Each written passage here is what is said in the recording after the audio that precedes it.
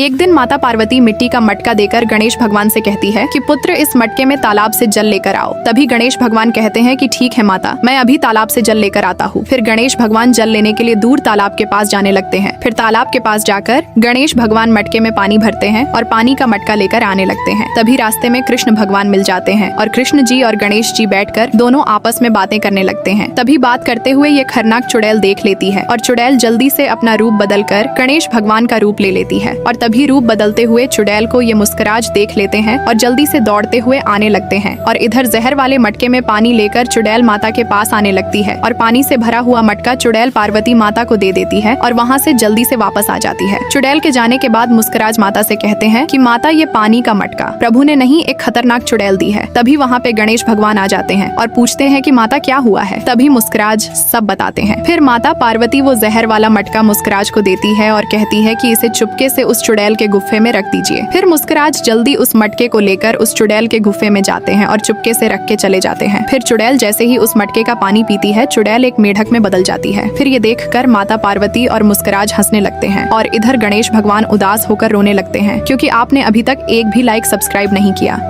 यह निर्दय राजकुमारी हिरणी की पीठ पर तेल डालकर आग लगा देती है और उसके मासूम बच्चे को अचानक से उठाकर कुआं में फेंक देती है। अब हिरणी का बच्चा कुआं में जोर जोर से चिल्ला रहा था क्योंकि उसे पानी में तैरना नहीं आता था। हिरणी अपने बच्चे की ऐसी हालत देखकर वह भी उस कुआं में कूद जाती है उसे बचाने के लिए, लेकिन कुआं बहुत गहरा था। अब हिरणी और उसका बच्चा जोर जोर से चिल्लाने लगते हैं ताकि कोई उनकी मदद कर सके। तभी तालाब के पास लीची के पौधे में पानी दे रही गाय को अचानक हिरण के चिल्लाने की आवाज सुनाई देती है और वह तेजी से दौड़कर तालाब के पास आती है, जहां वह देखती है कि हिरणी और उसका बच्चा गहरे कुएं में डूब रहे हैं। उसी पल गाय समझ जाती है कि इनको मदद की जरूरत है। फिर गाय हिरणी और उसके बच्चे को बचाने का उपाय सोचने लगती है और फिर गाय बिना रुके सुनसान रेगिस्तान में मदद के लिए दौड़ पड़ती है। कुछ दूर चलने के बाद गाय की नजर एक चबूतरे पर विराजमान दिव्य शिवलिंग पर पड़ती है। फिर गाय शिवलिंग के पास पहुंचकर ध्यान मुद्रा में बैठ जाती है और हाथ जोड़कर भगवान शिव से मदद की गुहार लगाती है। कुछ समय बाद गाय की करुण पुकार सुनकर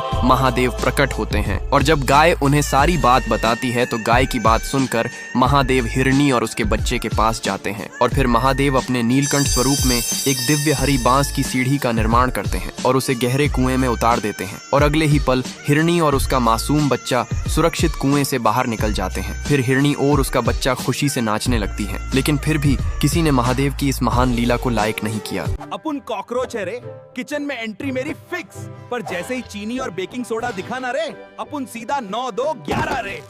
अपन मच्छर है रे, रात को काटना मेरा काम, पर जैसे ही लहसुन की बदबू आई ना रे, अपन का दम निकल जाता है रे। अब अपन मक्खी है रे, एक कटोरी में डिश सोप मिला के रख, उसकी खुशबू अपन को खींच लेगी और अपन उसी में फंस जाएगा रे। अपन छिपकली है रे, दीवार पे घूमना मेरा रूटीन है, पर अंडे का छिलका दिख गया ना रे, अपन सीधा रास्ता बदल लेता है रे। ओए भिड़ू, वीडियो पसंद आया ना रे, तो फॉलो ठोक के जा और कमेंट में जोर से लिख रे रे।